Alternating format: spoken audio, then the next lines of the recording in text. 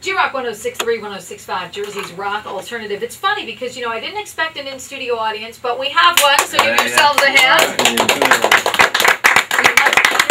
No one claps, they've all got cameras in their hands. That's right. It's the dawn of a new day. Mike Peters fans actually drove him from D.C.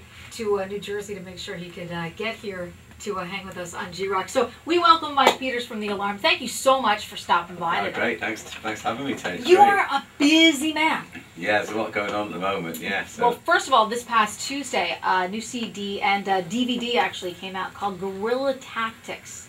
Absolutely, yeah. So tell me a little bit I noticed, because we played some stuff earlier in the week, a little bit of a different sound. I'm going to say maybe a little more kind of a new wave, little. Yeah, tell me about that's that. it. Yeah, I think it's just a sort of what excited us about making music today was playing as a relevant band. We wanted to make a record where it didn't have too much association with the past, if you know, or the recent past, really. Sure. But it shows people that we're still young and active, even though we're a vintage band, if you like.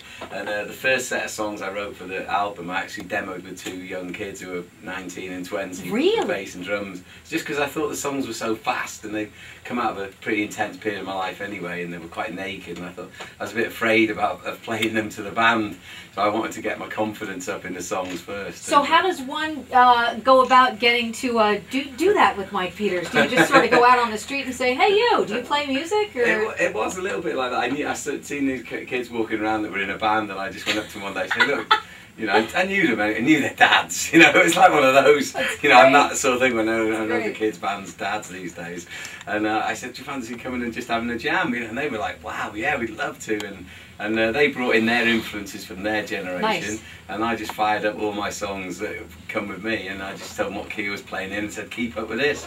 And I think they were pushing me by the end, Nice. driving the tempos, and it brought out it excited me as well. And I think the songs that I've written for this album touch base real younger part of my personality, when the entry point for me in music was coming through punk rock, or the Sex Pistols in 1976, and it's got more in common with that than probably more recent things. But I think, you know, punk rock is about kind of a year zero for rock music, and it's still what is inherent in a lot of music that's still played on alternative radio, and what all the bands kind of hark back to. So I thought, why not for us? Well, '83, I think, was '83 really the first commercial release for you guys with the stand and stuff? Yeah, that's right. You know, I mean, the Alarm biography says we started in 1981, but that's really to hide the sins of our other bands, to be honest. Right. But really, the Alarm started with my band, The Toilets, in 1977. Wow. The name of the band came from one of the songs we had in the toilets and everything.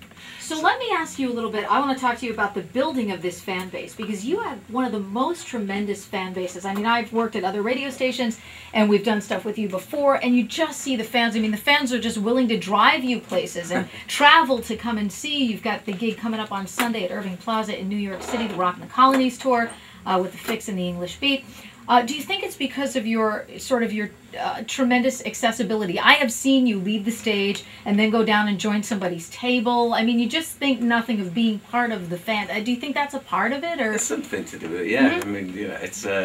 I think aside from the music being fantastic, I mean, you just have always had that real kind of amazing connection with people around you. Yeah, definitely. There's, you know, I think it's partly that I enjoy it anyway. It's a human thing, and I wanted to know and learn. I've learned about my songs through talking with other people. You know, so the gang here in the room, where we talked about on the way up with bands, music, the history of the Alarm, and all that. And you learn things from sharing the experience. And you know, I can remember one of our fans coming to. We'd done our first tour of America, and then one of our fans turned up in our hometown, and my mum said she's going to come in for Christmas dinner. No! And she's sat in the room right now behind you. Is that you had Christmas dinner with the Peters family? Oh my yeah, gosh. I mean, you know, and it was like because I can remember coming home and you know I'd not experienced anything like that, and my mum and dad hadn't either, and my mum was saying like. Right, look, if you were on your own at Christmas in New York or New Jersey, I'd expect the family to take you, so she's coming to have Christmas dinner with us. And I thought, yeah, you're right, Mum. You know, what'd you have? Amazing. It all works. I picture like some sort of like a plum pudding in Wales or something. Is that what you did? It was, you know, traditional Christmas dinner, nice. you know, and what it was. A story. But it's that's why I've got. I think a lot of it's come from my mum. Sure. My mum's always like, look. you know, you've got to be polite to the people that like you, and that's how she is. She's always taught that into me, and not to be too above yourself, you know, and so I've always embraced the fans, and we've got on like friends, and we, you know, a lot of respect for again, your you know, we fans. talked about punk rock earlier, and it was always about not seeing there being a distance or a gap between you and your fans. You're all the same people, and the fans love the music, we love the music, there's a connection there, and you dive into that.